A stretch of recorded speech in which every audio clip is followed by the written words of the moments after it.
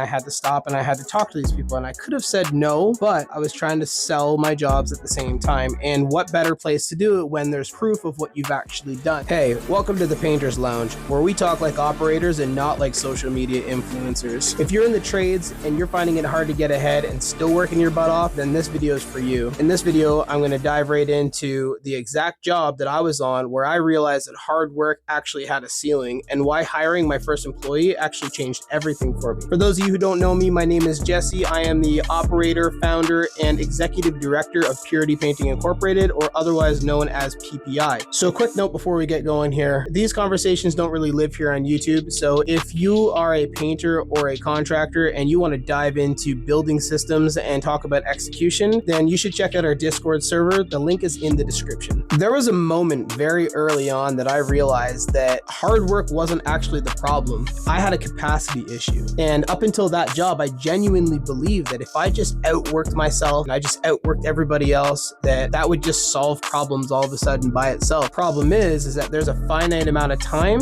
and only a certain amount of hours that you can operate in a day before it becomes nighttime and you can't see anything that you're doing. So I had to fix that. Hard work didn't fail me. I actually hit a ceiling. So I could not grow any further than I already did. So let me just preface this conversation by saying that I'm basically just talking to the younger version of myself. My goal here is not to tell you what to do. You're free to do whatever you want. This is not financial advice. This is not even life advice. This is more of me just sharing what I've went through in the hope that somebody hears this and you can avoid some of these pitfalls yourself. That's the goal here. So take it with a grain of salt. In the beginning, I basically just did everything that I could have done to be able to start my business and get my business going. I did the typical stuff. I did the door knocking. I did the flyers. And like, mind you, I botched the heck out of the flyers that I did. I ordered like 500 of them and I put some arbitrary deadline on them that was like April 30th. And it was like April 2nd at that time that they got delivered. Just ridiculous. So I couldn't even use them. I did like cheap business cards, which I kept one. It's somewhere, but it's almost embarrassing to look at how bad it was. I thought it was the greatest thing in the world though. A weak YouTube content creation that was just terrible. I used my friends and family for references to try to get some work. And as long as you're hungry and you're willing to work, you'll make it work. You'll find resources. The best sales and marketing that you can do are from warm leads. Well, where do you get those? Well, guess what? Your phone itself is an entire contact list of people who are potential buyers. So what do you use first? You use the stuff that's free, right? So I did all that stuff. Went through my contacts, went through my socials, went through people that knew people. I went through emails. I went through all this other stuff to try to get these jobs. I did everything that I could because I literally would take anything and everything that I could get my hands on, even at the expense of making money. I've made a lot of mistakes on the way, so I'm about to share one of these so that you can understand where I'm coming from. So I went through and I actually found my very first one, and you can see the clear difference on here. So this is what I thought was the best thing in the world. Now, what we have here is the one that we're operating with, and this is actually the last version. We've updated it since then, and it's just way better. Looks nicer, more professional, and so you can tell the differences that we've been through in business. So I had a job in the city of London, which is a municipal government job, and I was working as a full-time garbage man doing, well, they call it sanitation, but I was throwing garbage in. The incentive is that if you were finished your neighborhood, then you could go home as soon as that's done. So what we did is we went there and we hustled like crazy, and most days we'd be done by like 10 a.m. to 10:30 a.m. and then I'd be paid for the whole day. And so I looked at that as kind of double dipping, and at the same time when I was trying to start and run my business. So when that was all going on, I had full pension, full benefits for my family. I was also newly married. I had a baby on the way, our first child. And so things were kind of a little bit tight, to say the least, as far as time. And so I worked in the morning and then I went to my painting job right after. So I figured that by the time I get to painting 11:30 or so in the morning, I still basically have a full day of painting that I can go and I can meet with my workers, or before that even, where I could just go and do jobs by myself. So basically in between all that, I did as much as I could. I did the flyers, I did all the stuff that I was talking about. The point is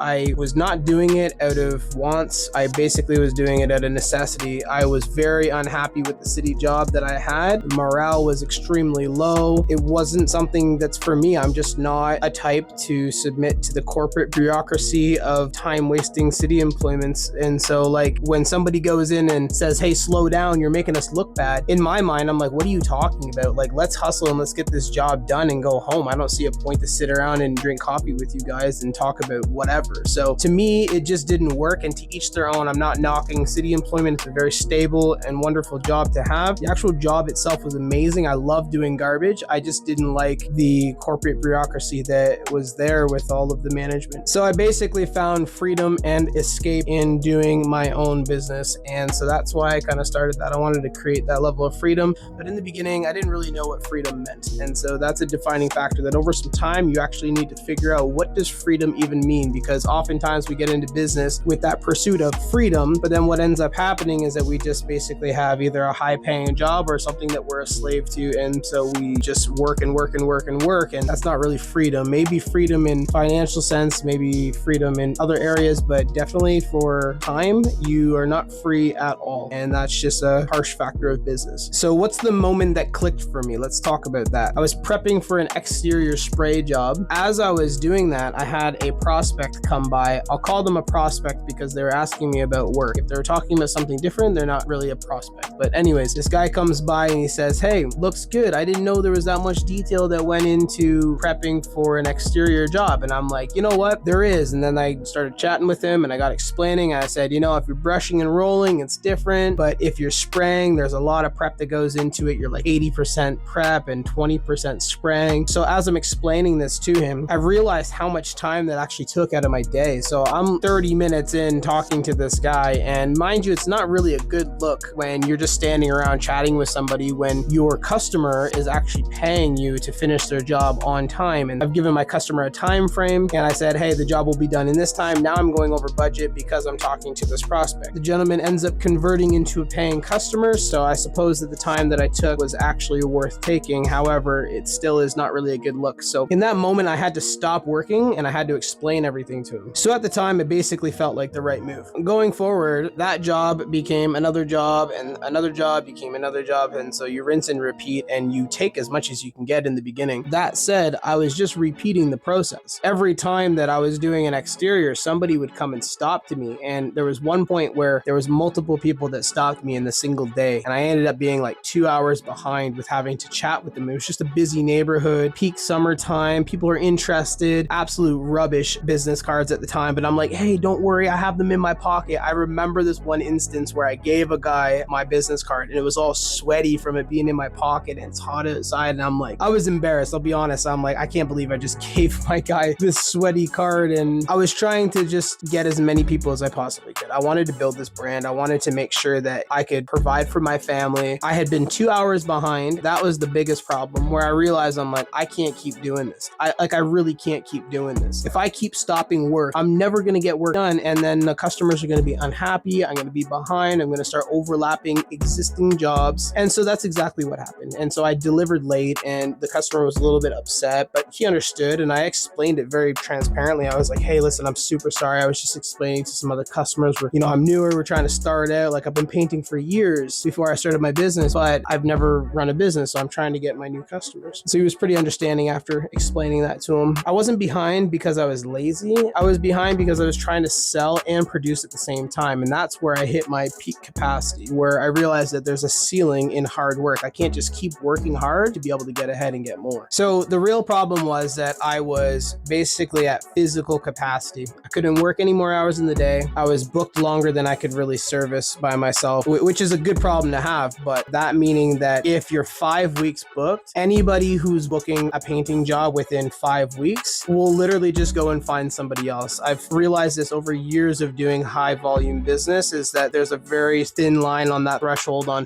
when will a customer just go to somebody else. And so we figured that one out, but at the time I just didn't know that. So all of these people, when I said, hey, I'm 5 or 6 weeks out, they're like, yeah, okay, sounds good. But then you just didn't hear from them again because they probably just went and found somebody else. And so every conversation that I had, it cost me a lot of time and there was no buffer between any of that. So I couldn't keep prepping. I couldn't keep painting. I had to stop and I had to talk to these people. And I could have said no, but I was trying to sell my jobs at the same time. And what better place to do it when there's proof of what you've actually done? So these people are watching you perform. They're watching your professionalism. They're listening to the tone of your voice. They're seeing what you're doing. Are you a good sprayer? Is your prep dialed in? Are you being safe on a ladder? Do you have a harness if needed? Or do you have all the stuff that you need? Is your van logo? It is like all of this stuff matters in the customer's eyes, right? And so at the time, I just didn't didn't have any systems set in place. I didn't have any leverage for anybody to help me out. So the hard work created a bottleneck in my company. So I, being the hard work, was the bottleneck. Talking to prospects felt very, very productive, but I promise you, it is the #1 destroyer of your business if you are trying to produce things by yourself. That and pricing, I will mention that. That wasn't part of this video, but definitely the bottleneck of you trying to talk to people and pricing. Those are the 2 killers of business. So this gets into why I hired my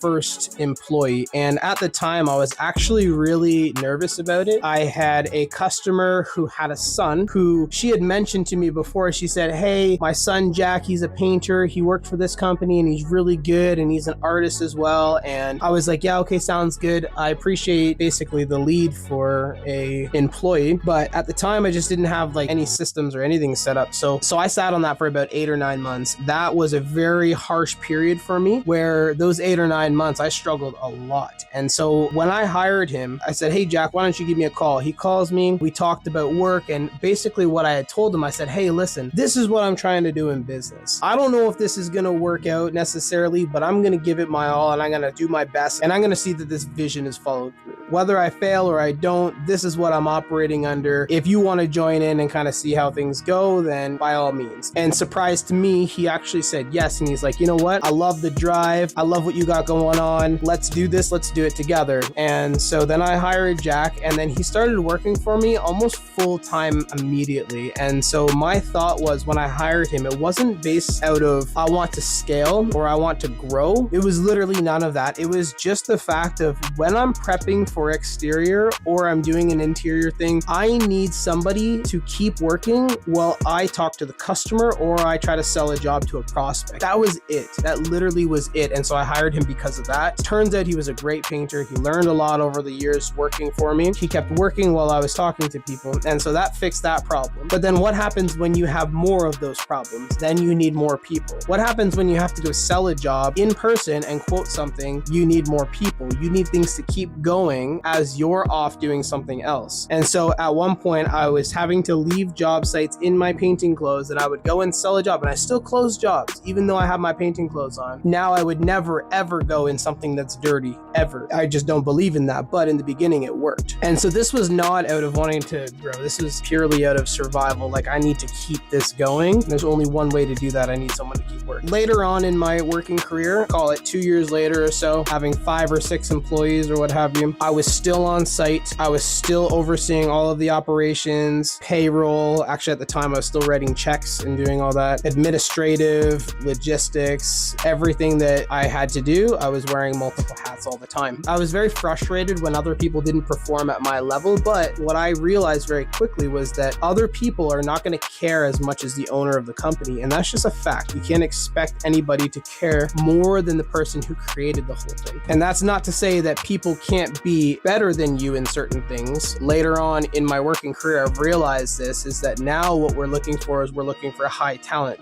When I'm looking for somebody who's working in an administrative role, I'm literally looking for somebody who's way better at it than I am. Like I want top performers. If somebody's working in accounting, I want them to be way better at finances than me. If I'm looking at someone to be a project manager or to be a sales rep, I want them to be way better than me. I want people to outperform me. I don't want to be the best anymore. That's basically what this has come down to. I'm not saying that to boast. I'm saying that it's because I've created this thing that I care more than most people. Now, that said, once you get people working on a high level, they start to align with your vision. And that's the biggest unlock with this one, is that when you get people in your corner who see the vision and see the outcome of what you've built, that is the most highest leverage thing. And then you just pay them accordingly. So with that, I scaled my company, but I didn't scale my role. And I watched one video. I can't think of it off the top of my head. This video, it shifted my perception of this entirely. He says in the video, your role as a company owner is no longer holding a brush, spraying, or prepping. Your role is sales, marketing, and admin. And to me, that just clicked. I'm like, oh my gosh, like I've been doing this wrong the whole time. Like if I want to build this company, I can't stay on site painting all the time. I just can't. Even though I'm a great painter, I can still paint circles around many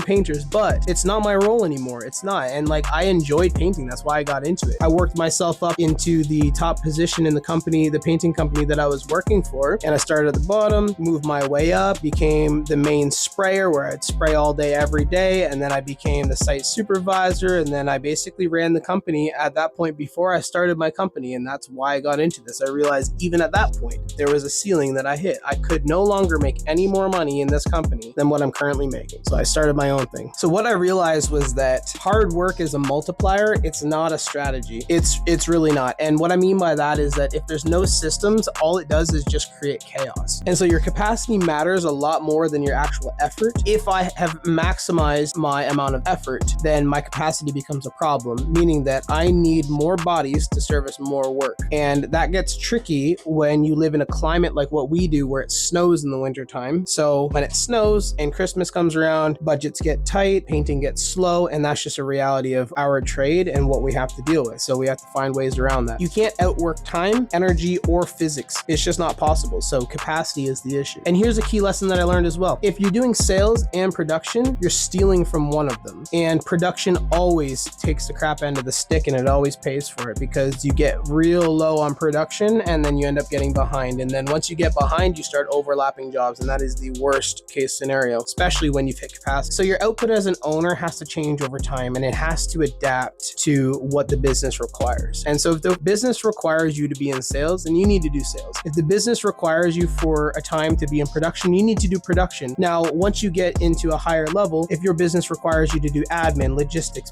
payroll, all these other things, then you need to do those things. And that's just part of how business is. What built your company is not what's going to help you scale your company. And so that's the problem. It's the same thing I tell people all the time. The same customers that helped you build your brand are not going to be the customers who help you scale your brand. It's a different model that you're operating under. And so employees are not you, and you can't expect them to be you. So expecting owner level output is just unrealistic, and it creates complete burnout in your employees, and also a bit of resentment as well too, because you're constantly comparing them to you, and that's completely unfair. So that was the moment that I realized that everything that I was doing just simply wasn't enough, and working harder wasn't going to get me to the next stage. And the next realization that I had was even harder to change, because I had to stop being a painter. For anybody who's been in production, or I would rather say who is in production right now and hasn't got there yet, this is the biggest milestone that you will have, I think, in your whole working career, because any revenue number, any kind of milestone that you can hit is not as significant as from you going from a painter on site who's doing operations to a operator. So there's a big difference. When you're doing operations, you are in production. When you are an operator, you are working on the back end of the business to make the business function every day and to make it grow. And so that's what that means. And so in the next video, I'm going to break down exactly how I got off the tools and how I got into an operator only position, where I could start looking at what does it mean to actually be an executive director? What does it mean to be an operator of a company? What does that mean? It's different from somebody who just has a company. It means that you need to start stepping into a CEO role, somebody who runs the business every single day. So in the next video, I'm going to break that down. I'm going to show you exactly how I did that. So if you're a painter or a contractor and you're serious about wanting to build your business and scale your brand, maybe you want to focus on building operations and protocols. Maybe you want to build systems that stand over time. Maybe you want to build a sales team. Maybe you want to hit your next revenue goal and do over $1 million in sales. If you're serious about that, then make sure you check out the link in the description. We have a Discord server that's set up just for you. So we'll see you on the other side, and I hope you enjoyed that video.